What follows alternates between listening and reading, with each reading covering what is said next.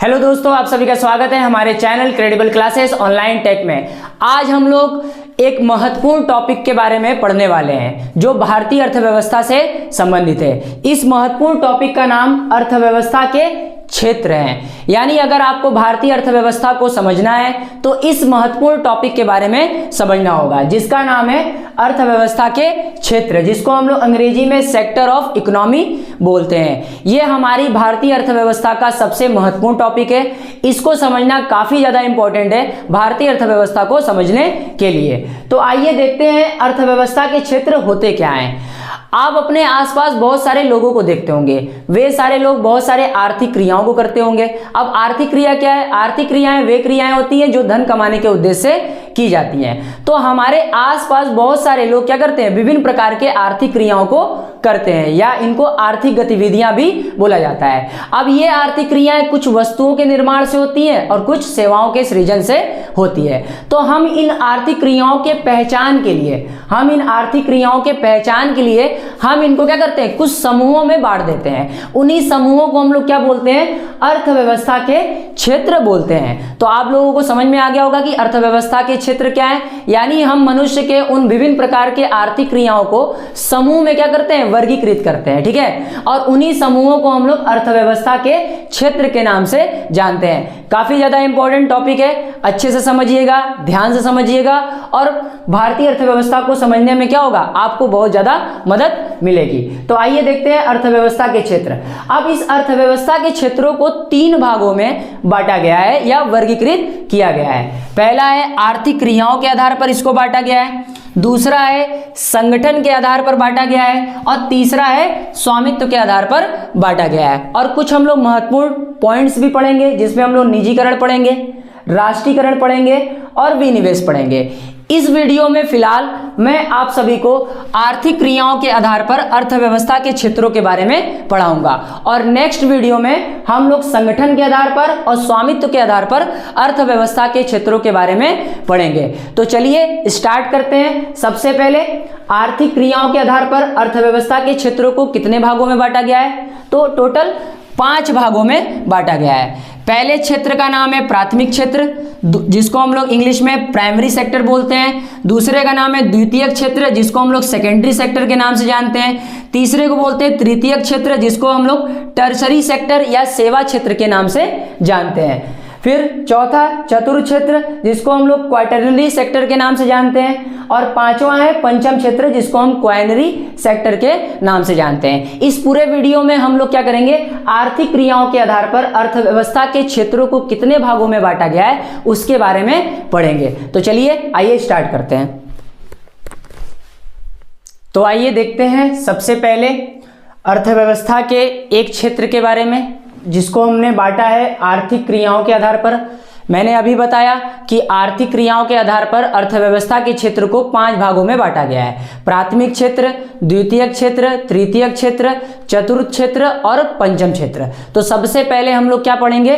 प्राथमिक क्षेत्र के बारे में पढ़ेंगे, जिसको हम लोग अंग्रेजी में प्राइमरी सेक्टर बोला जाता है, ठीक है। हम यहाँ क्षेत्र के बारे में पढ़ रहे हैं, यानी क्षेत्र के अंदर होने वाली आर्थिक क्रियाओं के बारे में हम लोग पढ़ रहे हैं, ठीक है। तो आइए देखते हैं प्राथमिक क्षेत्र के अंतर्गत मनुष्य की कौन कौन सी आर्थिक क्रियाएं या आर्थिक गतिविधियां आती हैं। तो क्या यहाँ पे देखिए क्या लिखा हुआ है? इस क्षेत्र के अंतर्गत उन आर्थिक गतिविधियों को सम्मिलित करते हैं जहां पर प्राकृतिक संसाधनों का प्रयोग करके वस्तुओं और सेवाओं का निर्माण किया जाता है। यानी जब मनुष्य प्राकृतिक संसाधनों का इस्तेमाल करके क्या करता है? कोई वस्तु या सेवा का निर्माण करता है, तो उसकी क्रिया को हम क्या करते हैं? प्राथमिक क्षेत्र के अंतर्गत रखते हैं, ठीक है। जैसे इसमें एग्जाम्पल में क्या क्या आ सकता है? कृषि आ सकता है, यानी खेती करना। तो खेती एक प्रकार की क्या है? आर्थिक क्रिया है जो प्राथमिक क्षेत्र के अंतर्गत आती है। फिर उसके बाद पशुपालन, यानी पशुओं को पालना, ठीक है। पशुपालन से भी क्या होता है? बहुत सारे आय अर्जन का काम मनुष्य करता है। तो पशुपालन भी एक प्राथमिक क्षेत्र की आर्थिक क्रिया है। फिर उसके बाद मत्स्य पालन, यानी मछली पालना, ठीक है, और उसको बाजार में ले जाके बेचना, ठीक है। फिर उसके बाद खनन, यानी जमीन के अंदर से क्या करना? कोयला निकालना, पेट्रोल निकालना, ठीक है, ये सब क्या है, प्राथमिक क्षेत्र की आर्थिक क्रियाएं हैं। यानी हम लोग क्या करते हैं, जब प्राकृतिक संसाधनों का क्या करते हैं, प्रयोग करके जब कोई वस्तु या सेवा बनाते हैं, उसी को क्या बोलते हैं हम लोग, प्राथमिक क्षेत्र की आर्थिक क्रिया कहा जाता है। अब प्राकृतिक संसाधन क्या होते हैं, मैंने आपको शुरू में ही बता दिया था, प्राकृतिक संसाधन वे संसाधन होते हैं जो प्रकृति द्वारा हमें निःशुल्क प्राप्त होते हैं, जैसे भूमि, जल, वायु, नदियां, झीलें, समुद्र इत्यादि। ये सब क्या होते हैं, प्राकृतिक संसाधन होते हैं। ठीक है, यहां तक कि हमारे जंगल, ठीक है, वनस्पतियां, ये सब क्या है, प्राकृतिक संसाधन होते हैं। जब हम इनका प्रयोग करके क्या करते हैं, कोई वस्तु या सेवा का निर्माण करते हैं, तो उसको हम क्या करते हैं, प्राथमिक क्षेत्र के अंतर्गत रखते हैं। ठीक है, तो मनुष्य की वे सभी आर्थिक क्रियाएं जिनके अंतर्गत प्राकृतिक संसाधनों का इस्तेमाल करके हम वस्तुओं और सेवाओं का निर्माण करते हैं, प्राथमिक क्षेत्र की आर्थिक गतिविधियां कहलाती हैं। कुछ और चीजों को देख लेते हैं। इस क्षेत्र को कृषि एवं उसके सहायक क्षेत्र के नाम से भी जानते हैं। मतलब प्राथमिक क्षेत्र के अंतर्गत उन आर्थिक क्रियाओं को सम्मिलित किया जाता है जो तो कृषि से जुड़ी हैं या उसकी सहायक क्रियाओं से जुड़ी हुई हैं, इसलिए इसको कृषि एवं उसके सहायक क्षेत्र के नाम से भी जानते हैं। आगे लिखा हुआ है कि इस क्षेत्र में काम करने वाले लोगों को क्या बोला जाता है, रेड कॉलर बोला जाता है। क्या बोला जाता है, रेड कॉलर। काफी ज्यादा इंपॉर्टेंट है, पूछा जाता है कि प्राथमिक क्षेत्र के अंतर्गत काम करने वाले लोगों को क्या कहा जाता है, रेड कॉलर कहा जाता है। ठीक है, और उनके द्वारा की जाने वाली क्रियाओं को रेड कॉलर जॉब बोला जाता है। ठीक है, आगे देखिए, भारत के जीडीपी में सबसे कम योगदान प्राथमिक क्षेत्र का है। यानी प्राथमिक क्षेत्र के अंतर्गत जो भी हम लोग आर्थिक क्रिया करते हैं, उससे जो भी धन अर्जित करते हैं, ठीक है, उसका सबसे कम योगदान भारत के जीडीपी में होता है। ये मैंने एक आंकड़ा लिखा है जो इकोनॉमिक सर्वे ऑफ इंडिया, आप जाकर गूगल पर इकोनॉमिक सर्वे ऑफ इंडिया खोलकर वहां से ये डेटा आप क्या कर सकते हो, प्राप्त कर सकते हो। तो इस समय जो करंट डेटा है उसमें बताया गया है कि प्राथमिक क्षेत्र मात्र 17 से 18% ही भारत के जीडीपी में क्या करता है, योगदान देता है। परंतु आगे देखते हैं, भारत की जनसंख्या सबसे ज्यादा प्राथमिक क्षेत्र से जुड़ी हुई है। कहने का मतलब यह है कि भारत का कम से कम 55% पॉपुलेशन यानी जनसंख्या किस क्षेत्र से जुड़ी हुई है, प्राथमिक क्षेत्र से जुड़ी हुई है। यानी सबसे ज्यादा अगर कोई रोजगार देने वाला क्षेत्र है वो कौन सा क्षेत्र है, प्राथमिक क्षेत्र है। ठीक है, तो आपको ये क्लियर हो गया होगा। आइए हम लोग दूसरे क्षेत्र के बारे में पढ़ते हैं जिसका नाम है द्वितीयक क्षेत्र। ठीक है, आइए हम लोग दूसरे क्षेत्र के बारे में पढ़ते हैं जिसका नाम है द्वितीयक क्षेत्र, जिसको हम लोग अंग्रेजी में सेकेंडरी सेक्टर बोलते हैं। अब द्वितीयक क्षेत्र क्या होता है, आइए देखते हैं। प्राथमिक क्षेत्र से प्राप्त कच्चे माल का मूल्य वर्धन करके वस्तुओं का निर्माण करने की क्रिया को इस क्षेत्र के अंतर्गत सम्मिलित करते हैं। यानी प्राथमिक क्षेत्र से हमें जो भी वस्तुएं प्राप्त होती हैं, जब उन वस्तुओं का हम मूल्य वर्धन करके किसी नए वस्तु को क्या करते हैं, बनाते हैं, तो उन सभी क्रियाओं को हम लोग द्वितीयक क्षेत्र के अंतर्गत सम्मिलित करते हैं। मैं एक एग्जांपल बताता हूं, जैसे कोई व्यक्ति है वो खेती का काम करता है, तो खेती करने से वो क्या करता है, तमाम प्रकार के अनाज उगाता है। अब उसमें से मैं एक अनाज के बारे में उदाहरण ले लेता हूं, जैसे गेहूं। ठीक है, कोई किसान क्या करता है, खेती करके गेहूं उगाता है। ठीक है, फिर उस गेहूं को क्या किया जाता है, फैक्ट्री में ले जाकर उससे आटा बनाया जाता है और फिर आटे से बिस्किट बनाया जाता है। तो हमको क्या हुआ, प्राथमिक क्षेत्र से मिला गेहूं। ठीक है, और उस गेहूं से मैंने क्या किया, आटा बनाया, और उस आटे से मैंने क्या किया, बिस्किट बनाया। ठीक है, तो जब हम क्या करते हैं, प्राथमिक क्षेत्र से प्राप्त, ठीक है, वस्तुओं से, ठीक है, कोई नई वस्तु तैयार करते हैं, तो उन सारे गतिविधियों को हम लोग द्वितीयक क्षेत्र के अंतर्गत रखते हैं। जैसे गेहूं से आटा बनाना, आटे से बिस्किट बनाना, लकड़ी से फर्नीचर बनाना। ठीक है, जंगलों से, ठीक है, हमें क्या होती है, विभिन्न प्रकार की लकड़ियां प्राप्त होती हैं। उन लकड़ियों से हम क्या करते हैं, बहुत प्रकार के लकड़ियों के सामान बनाते हैं, फर्नीचर बनाते हैं, टेबल बनाते हैं, सोफा बनाते हैं, बेड बनाते हैं। ठीक है, तो ये सब बनाते हैं, तो उन सारी क्रियाओं को हम लोग क्या करते हैं, द्वितीयक क्षेत्र के अंतर्गत सम्मिलित करते हैं। ठीक है, दूध से दही बनाना, मलाई बनाना, मिठाइयां बनाना, ये सब क्या है, द्वितीयक क्षेत्र की आर्थिक क्रियाएं होती है। ठीक है, इस क्षेत्र को विनिर्माण क्षेत्र और औद्योगिक क्षेत्र भी कहा जाता है, क्योंकि यहां पर क्या किया जाता है, किसी वस्तु का विनिर्माण किया जाता है, फिर से निर्माण किया जाता है। ठीक है, तो इसको क्या बोला जाता है, औद्योगिक क्षेत्र और विनिर्माण क्षेत्र के नाम से भी जानते हैं। इस क्षेत्र में काम करने वाले लोग जो होते हैं, ठीक है, वो कुछ इस प्रकार होते हैं। कुछ होते हैं कुशल श्रमिक, यानी कुछ फैक्ट्रियों में काम करते हैं, उनके पास क्या होता है, कोई ना कोई स्किल होता है, ठीक है, उस स्किल को क्या बोलते हैं, हिंदी में कुशल बोलते हैं। तो कुशल श्रमिक, इसको अंग्रेजी में स्किल्ड वर्कर बोला जाता है, जिसके पास कुछ एक्सपीरियंस होता है या किसी भी वस्तु के निर्माण करने की उसके पास कला होती है, ठीक है, तो उसको हम लोग कुशल श्रमिक के नाम से जानते हैं, ठीक है। और कुछ क्या होते हैं, विनिर्माण के क्षेत्र में यानी द्वितीय क्षेत्र में कुछ अकुशल श्रमिक होते हैं, जिनके पास किसी वस्तु या सेवा के निर्माण करने की कला नहीं होती, या होती है तो बहुत ही कम होती है, अनुभव बहुत कम होता है, उनको हम लोग अनस्किल्ड वर्कर के नाम से जानते हैं, ठीक है। और इन दोनों के द्वारा की जाने वाली जितनी भी आर्थिक गतिविधियां हैं उनको हम क्या करते हैं, व्हाइट कॉलर जॉब कुशल श्रमिक के लिए और ब्लू कॉलर जॉब अकुशल श्रमिक के लिए क्या करते हैं, हम लोग प्रयोग करते हैं, ठीक है।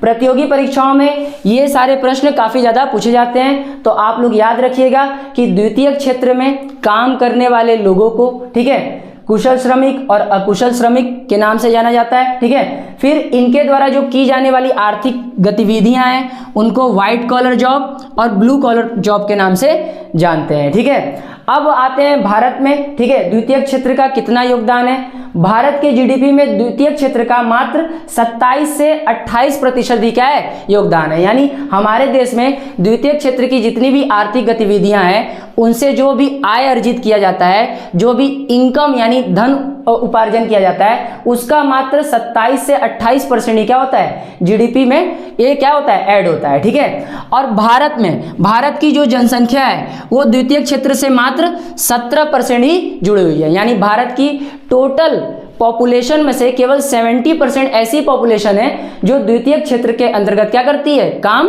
करती है। तो आपको समझ में आ गया होगा कि द्वितीय क्षेत्र क्या होता है। यहां पर हम लोग क्या करते हैं, कच्चे माल को पक्के माल में बदलने का काम करते हैं, ठीक है। यहां मैंने लिखा हुआ है कच्चे माल को पक्के माल में बदलने की क्रिया क्या कहलाती है, द्वितीय क्षेत्र के अंतर्गत आती है, ठीक है। आपको द्वितीय क्षेत्र की क्रियाओं के बारे में समझ में आ गया होगा, द्वितीय क्षेत्र के बारे में समझ में आ गया होगा। आइए हम लोग तीसरे क्षेत्र यानी तृतीय क्षेत्र, जिसको हम लोग टर्सरी सेक्टर या सेवा, ठीक है, क्षेत्र के नाम से जानते हैं, उसके बारे में पढ़ते हैं। तृतीय क्षेत्र जिसको हम लोग इंग्लिश में टर्सरी सेक्टर बोलते हैं, जिसको हम लोग इंग्लिश में क्या बोलते हैं, टर्सरी सेक्टर। अब ये क्षेत्र के अंतर्गत कौन कौन सी आर्थिक क्रियाएं आती हैं, आइए देखते हैं।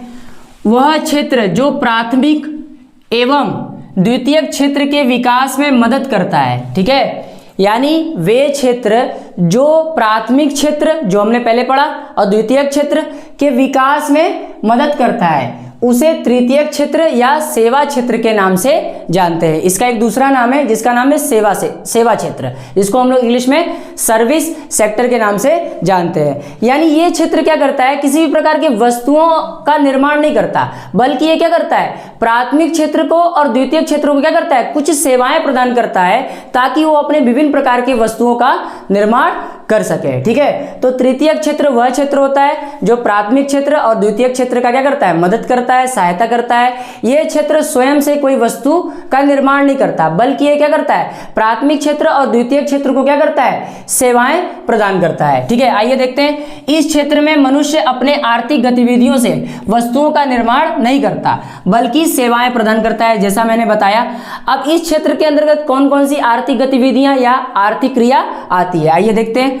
परिवहन यानी जितने भी क्या है, वायुयान है, ठीक है, जलयान है, सड़क पर चलने वाली जो गाड़ियां हैं, ठीक है, ट्रेन है, ठीक है, तो इसमें भी क्या है, कोई ना कोई व्यक्ति काम करता है, तो उस काम को ही क्या बोलते हैं, आर्थिक गतिविधियां बोला जाता है, क्योंकि उससे भी क्या होता है, मनुष्य धन अर्जित करता है। तो परिवहन को भी तृतीय क्षेत्र में यानी तृतीय क्षेत्र में शामिल करते हैं। बैंकिंग यानी बैंकिंग, आप लोग बैंक में जाते होंगे, बैंक का काम क्या है, कोई प्रकार की वस्तुओं का निर्माण करना नहीं, बल्कि वो क्या करता है, हमें तमाम प्रकार की सेवाएं प्रदान करता है। आवश्यकता पड़ने पर हमें ऋण देता है यानी उधार देता है, और कभी कभी हम लोग क्या करते हैं, अपनी बचतों को क्या करते हैं, बैंकों के पास जमा कराते हैं, और बैंक क्या करता है, हमें ब्याज देता है, ठीक है। तो बैंकिंग भी क्या है, तृतीय क्षेत्र का उदाहरण है। बीमा कंपनियां, संचार की सेवाएं, आप लोग टेलीफोन पे, मोबाइल पे बात करते हो, ठीक है, इंटरनेट का इस्तेमाल करते हो, ठीक है, ये सारी सुविधाएं कहाँ आती हैं, तृतीय क्षेत्र के अंतर्गत आती है, ठीक है। फिर भंडारण की यानी स्टोरिंग कैपेसिटी, यानी हम लोग क्या करते हैं,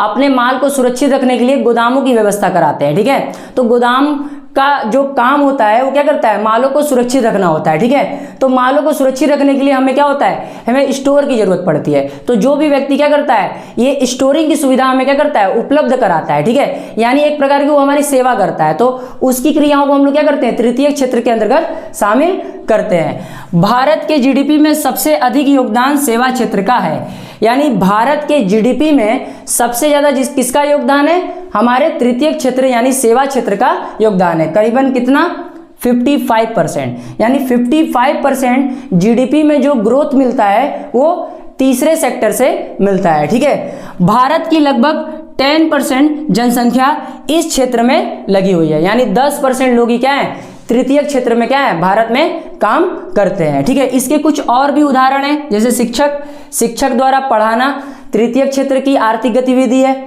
डॉक्टर द्वारा अपने मरीजों का इलाज करना, ठीक है, सेवा क्षेत्र की आर्थिक गतिविधि है, वकील द्वारा कोर्ट में वकालत करना, ठीक है, पुलिस द्वारा हमारी रक्षा करना, ठीक है, आदि को भी हम लोग क्या करते हैं, तृतीय क्षेत्र के आर्थिक क्रियाओं के अंतर्गत क्या करते हैं, सम्मिलित करते हैं। ठीक है, और इस क्षेत्र में जो काम करने वाले जो लोग होते हैं, ठीक है, उनको हम लोग व्हाइट कॉलर बोलते हैं। क्या बोलते हैं, व्हाइट कॉलर। ठीक है, इस क्षेत्र में जितने भी लोग काम करने वाले हैं उनको हम लोग व्हाइट कॉलर बोला जाता है, और उनके द्वारा किया गया काम क्या कहलाता है, व्हाइट कॉलर जॉब कहलाता है। तो आपको तीसरा क्षेत्र यानी टर्शरी सेक्टर, जिसको हम लोग सेवा क्षेत्र के नाम से जानते हैं, आपको समझ में आया होगा। यहाँ पर हम लोग क्या करते हैं, किसी भी प्रकार की वस्तुओं का निर्माण नहीं करते हैं, बल्कि सेवा प्रदान करते हैं। किसको सेवा प्रदान करते हैं, प्राथमिक क्षेत्र और द्वितीय क्षेत्र, ताकि उनके विकास में क्या हो सके, हम सहायता कर पाए। क्योंकि जब क्या है, कोई किसान क्या करता है, खेती करके कोई अनाज उगाता है, तो उस अनाज को क्या होता है, मार्केट में लाना पड़ता है। ठीक है, तो मार्केट में लाने के लिए क्या होता है, परिवहन की सुविधाओं की जरूरत पड़ती है। ठीक है, जब किसान को क्या होता है, अनाज उगाना होता है, तो उसको बीजों की जरूरत होती है, बीज खरीदने के लिए उसको पैसे की जरूरत पड़ती है। वो पैसा कहाँ से लाता है, बैंकों से लाता है उधार। ठीक है, जिसके माध्यम से वो बीज खरीदता है और उन बीजों को क्या करता है, जमीन में रोपता है, और उससे क्या करता है, गेहूं का या तमाम प्रकार के अनाजों का उत्पादन करता है। ठीक है, बीमा उसको अपने अनाज को बचाने के लिए, ठीक है, उसको क्या करना पड़ता है, अपने अनाजों का वो बीमा करवा सकता है, ताकि किसी वर्ष अगर बाढ़ आ जाए या सूखा पड़ जाए और उसके अनाज उत्पन्न सही ढंग से न हो, तो उसे बीमा कंपनी से कुछ मुआवजा मिल सके। इसके साथ साथ संचार, यानी उस किसान को क्या करना पड़ता है, उसके अनाज का मार्केट में क्या रेट है, ठीक है, उसको पता करने के लिए वो क्या करता है, संचार की सुविधा लेता है, इंटरनेट का प्रयोग करता है, मोबाइल पे बात करता है, मार्केट में उसके वस्तु की क्या कीमत है, ये सारी जानकारी क्या होती है, संचार के माध्यम से मिलती है। अब उसको वो जो अनाज पैदा कर लेता है, ठीक है, तो पैदा करने के बाद उसको क्या होती है, भंडारण की सुविधा की आवश्यकता होती है। ठीक है, तो वो अपने यहाँ क्या करता है, बड़े बड़े गोदामों की व्यवस्था कराता है, या सरकार भी क्या करती है, बड़े बड़े गोदाम की व्यवस्था किसानों के लिए करवाई है, तो वहां पर वो जाकर अपने अनाजों को रख सकता है। ठीक है, तो सरकार द्वारा जो गोदामों की व्यवस्था कराई जाती है उसको बोलते हैं हम लोग बफर स्टॉक। याद रखिएगा, इसको गूगल पे सर्च करके आप लोग पढ़िएगा कि बफर स्टॉक क्या होता है। ठीक है, तो तीसरे सेक्टर का यानी टर्शरी सेक्टर का मुख्यतः ये काम होता है कि वो प्राथमिक क्षेत्र और द्वितीय क्षेत्र के विकास में क्या कर सके, मदद कर सके। भारत में जीडीपी में सबसे ज्यादा योगदान तीसरा क्षेत्र देता है, लेकिन भारत में क्या है, केवल 10% ही जनसंख्या क्या है, इस क्षेत्र से जुड़ी हुई है। इसका प्रमुख कारण ये है कि तीसरे क्षेत्र में क्या होता है कि हमें क्या होती है, काफी ज्यादा नॉलेज जुटाने की जरूरत पड़ती है, और उस नॉलेज बेस पर क्या होता है, काम करना पड़ता है। इसी कारण क्या होता है, भारत में क्या है, केवल 10% जनसंख्या ही, ठीक है, तृतीय क्षेत्र में लगी हुई है। आपको ये समझ में आया होगा। अब आइए हम लोग चतुर्थ क्षेत्र और पंचम क्षेत्र के बारे में पढ़ते हैं। ठीक है, वो तीसरे क्षेत्र से निकला हुआ ही भाग है, लेकिन हम उसको क्या कर रहे हैं, अलग से पढ़ा रहे हैं। ठीक है, आइए देखते हैं। चतुर्थ क्षेत्र, जिसको हम लोग क्वाटरनरी सेक्टर के नाम से जानते हैं, जिसको हम लोग अंग्रेजी में क्वाटरनरी सेक्टर बोलते हैं। अब ये कैसा सेक्टर होता है, इसके अंतर्गत कौन कौन सी आर्थिक गतिविधियां या आर्थिक क्रियाएं आती हैं, आइए देखते हैं। इस क्षेत्र के अंतर्गत हम उन आर्थिक गतिविधियों को सम्मिलित करते हैं जो खोज, अनुसंधान एवं विकास से संबंधित होती है। मतलब ऐसी क्रियाएं, ठीक है, जो खोज से संबंधित हो, ठीक है, कोई आविष्कार से संबंधित हो, अनुसंधान यानी रिसर्च से संबंधित हो और डेवलपमेंट से संबंधित हो, ठीक है, उन सारे आर्थिक गतिविधियों को हम लोग क्या करते हैं, चतुर्थ क्षेत्र के अंतर्गत सम्मिलित करते हैं, ठीक है। हमारे देश में बहुत सारे डॉक्टर्स हैं जो क्या करते हैं, तमाम प्रकार की बीमारियों पर रिसर्च करते हैं, उसकी वैक्सीन्स बनाते हैं, ठीक है। तो उनकी जो आर्थिक गतिविधियां हैं उसको हम लोग चतुर्थ क्षेत्र के अंतर्गत रखते हैं, ठीक है। हमारे देश के वैज्ञानिक हैं, वो भी क्या करते हैं, बहुत सारे खोज में लगे हुए हैं, अनुसंधान में लगे हुए हैं, यानी रिसर्च में लगे हुए हैं, ठीक है। तो उनके द्वारा जो की जाने वाली आर्थिक गतिविधियां हैं उसको भी हम क्या करते हैं, इसमें सम्मिलित करते हैं। या हमारे देश में कोई बड़ा विकास हो रहा हो, जैसे हमारे देश में नई शिक्षा नीति आई, तो नई शिक्षा नीति को बनाने का काम बहुत सारे लोगों ने किया होगा, तो उन लोगों की आर्थिक गतिविधियों को क्या करेंगे, इसके अंतर्गत हम लोग सम्मिलित करते हैं, ठीक है। इस क्षेत्र में काम करने वाले लोगों को व्हाइट कॉलर तथा उनके काम को व्हाइट कॉलर जॉब कहते हैं। इस क्षेत्र में कौन कौन आता है, वैज्ञानिक आते हैं, अनुसंधानकर्ता आते हैं यानी रिसर्चर आते हैं, ठीक है। इसके साथ साथ हमारे देश के क्या है, डॉक्टर्स आ सकते हैं, ठीक है, हमारे देश के अर्थशास्त्री आ सकते हैं, ठीक है, हमारे देश के ऐसे बहुत सारे लोग जो क्या है, किसी पार्टिकुलर फील्ड में जैसे खोज, अनुसंधान और विकास में लगे हुए हैं, ठीक है, तो उनके क्रियाओं को हम लोग चतुर्थ क्षेत्र के अंतर्गत हम लोग क्या करते हैं, सम्मिलित करते हैं। तो आई होप आपको समझ में आ गया होगा। आगे देखते हैं पंचम क्षेत्र, जिसको हम लोग क्वाइनरी सेक्टर के नाम से जानते हैं। अब इसके अंतर्गत कौन कौन सी आर्थिक गतिविधियों को हम लोग सम्मिलित करते हैं, लिखा हुआ है, इस क्षेत्र के अंतर्गत उन आर्थिक गतिविधियों को सम्मिलित करते हैं जो देश के उच्चतम स्तर पर की जाती है, ठीक है। यानी देश में जब क्या होता है, कोई भी काम जब बड़े पैमाने पर किया जाता है, ठीक है, तो उसके अंतर्गत जितनी आर्थिक गतिविधियां हैं वो पंचम क्षेत्र के अंतर्गत आती हैं। अब ये आर्थिक गतिविधियां होती कैसी हैं, ठीक है। प्रमुख निर्णय लेना, यानी हमारे देश के जो नेता हैं या किसी कंपनी का जो प्रमुख व्यक्ति है, उसका स्वामी है, वो क्या करता है, कुछ प्रमुख निर्णय लेता है। उन निर्णयों से क्या होता है, सारा क्या होता है, जो काम होता है वो बिल्कुल परिवर्तित हो जाता है, या वस्तुओं सेवाओं का निर्माण क्या होता है, बिल्कुल बदल जाता है, ठीक है। तो जितने भी प्रमुख निर्णय होते हैं, ठीक है, जिसको हम लोग बोलते हैं डिसीजन मेकिंग पावर, जो हमारे नेताओं के पास होती है, वरिष्ठ अधिकारियों के पास होती है, कंपनी के वरिष्ठ अधिकारियों के पास होती है, उनके मैनेजर्स के पास होती है, उनके मुख्य सलाहकार अधिकारियों के पास होती हैं, तो उनके निर्णयों को हम लोग क्या करते हैं, पंचम क्षेत्र के आर्थिक गतिविधियों में सम्मिलित करते हैं, ठीक है। फिर नीतियों का निर्माण करना, हमारे देश की सरकार तमाम प्रकार की क्या करती है, नीतियों का निर्माण करती है, ताकि देश की अर्थव्यवस्था क्या हो, सही ढंग से चलती रहे और मजबूत बनी रहे, ठीक है। तो जितने भी नीतियों का जो निर्माण करने वाला काम है वो क्या है, पंचम क्षेत्र के अंतर्गत आता है, ठीक है। इसके अलावा प्रबंध करना, यानी जब क्या होता है, भारत में या किसी भी देश में क्या होता है, अर्थव्यवस्था में बड़े स्तर पर क्या किया जाता है, मैनेजमेंट का काम किया जाता है, तो उसको हम लोग क्या करते हैं, पंचम क्षेत्र के अंतर्गत रखते हैं, ठीक है। अब पंचम क्षेत्र के अंतर्गत कार्य करने वाले कौन कौन से लोग होते हैं, हम बताएं, जैसे हमारे देश के वरिष्ठ नेता आते हैं, यानी जितने भी सरकारी पद पर काम करने वाले व्यक्ति हैं वो भी इसमें सम्मिलित करते हैं, ठीक है।